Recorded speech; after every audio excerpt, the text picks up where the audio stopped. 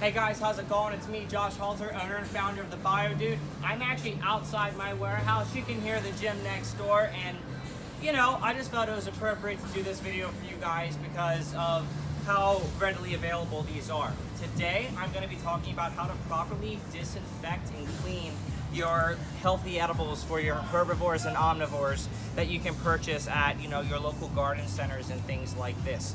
It is really, really hard to actually ship parsley, thyme, oregano, rosemary, basil, green peppers, things like that. So I want to make it as readily available for you guys as we possibly can. So what I have in front of me are a couple different things. I have a gallon of water with about 4 gallons of water in it. That is a 3 to 5% bleach solution.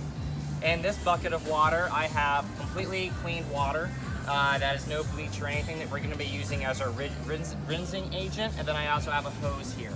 So I'm going to show you how to first disinfect a more sensitive plant that has a more delicate root system and things like that. First question you're asking me, how can I disinfect my plants with bleach? Isn't that going to harm my reptile? And the answer is no. As long as we properly rinse off, dry, and rinse it off again, you'll have no bleach residuals since we're using such a minute amount. So, as you can see here, these plants are going to be used for a blue tongue skink. So let's start off with the basil. So what I'm going to do is I'm going to remove the tag and I'm going to pull it out. So you can see the root structure here. So when you're taking care of herbs and stuff, it's really important that we don't destroy the roots as much, just because they need copious amounts of water. So what I'm just gonna do is slowly work out the excess substrate while I'm jamming to whatever music this is in the background. This is great. So, as you can see here, this is the type of root base that I have left here. So there's a little bit of dirt left in here, a little bit's okay. When you're purchasing from major greenhouses, you just gotta be careful to watch out for different types of nematodes and mites, and as well as other types of fertilizers and things like that, insecticides. So we want to make sure we get all that stuff. So I'm going to take my Thai basil here, and what I'm going to do is I'm going to take the root ball and I'm just going to simply dip it into the 3 to 5% bleach solution. You're noticing I'm not rinsing the roots. I'll show you how I'm going to clean the roots. Okay, so just about 5 dunks here. As you can see here, we're nice and wet, a little bit of residue in the water. Then what I'm gonna do is I'm gonna take my hose, which you can see right here, okay? I'm gonna start it, and I'm gonna put it on a softer setting right like this. And this is how I'm gonna get the excess dirt off the roots. Perfect. So you can see here, almost all the dirt is off the roots. So we got the dirt rinsed off to almost bare root. Then we have this dipped in bleach. Then we're gonna take this in the normal water without the bleach solution and just dip. Excellent. So essentially what we did, we removed any potential chances of fertilizers, insecticides, and other things like that being hitchhiking onto the plant. From there, you take a paper towel and you roll it up right like this. Really easy. So after we're done rolling it up, I'm then gonna dip it one more time. And then you're gonna take the paper towel, and I'm actually gonna lay it out right here in the sun to naturally dry. And then after it's dried, it is safe to plant. Now, let's go with something a little bit larger. Let's go with a hibiscus, which takes a little bit more space. Now, hibiscuses are shrubs, so not only do you need to provide a deep, dense layer of substrate, you need to make sure that being a shrub, a lot of stuff can be hitchhikers on shrubs because they all come from commercial greenhouses.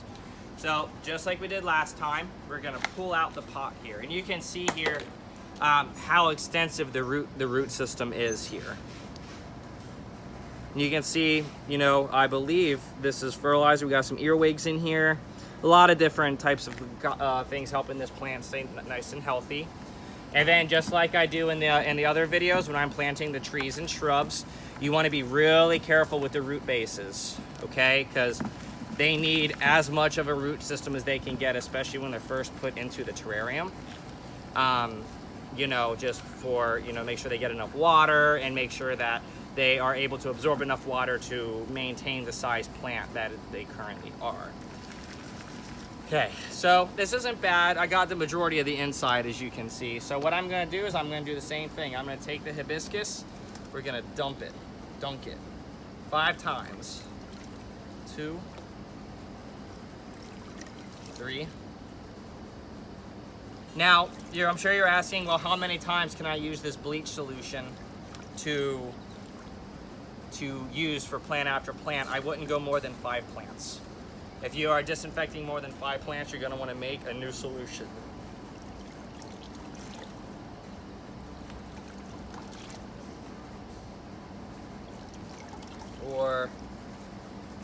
And 5. So the flower is most likely, with this stress, might not make it, and that's okay. Because it's a hibiscus and it will reflower very quickly. And then just like I showed you guys, we're then going to take the hose. I have to use a slightly harder setting just because of how dense the root base is.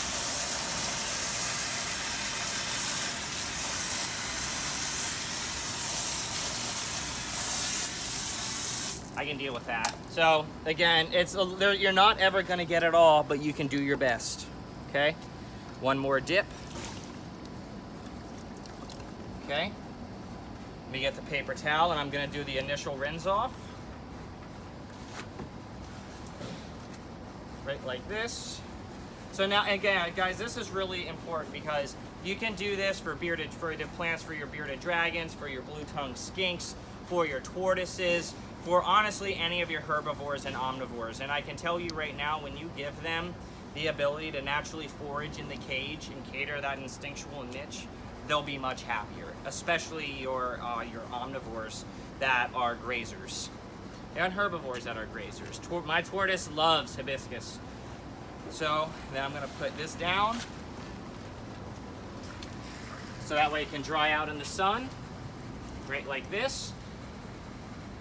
And then I'm gonna take this and I'm just gonna make sure that awesome. Let this dry for a few moments. And then there's one more I'm gonna show you guys. This is the most delicate one of all. So this right here is lemon thyme. So when I pull this out, I want you guys just to see how thin the root system is. So the plant itself is so puny. So a bearded dragon, or honestly any omnivore, is gonna completely destroy this plant just for the sake of it's so delicate and little. But we are gonna put it into the enclosure to see how it does and to make sure that we are, see if the animals like it. Because there's so many different edible options out there that you can go with.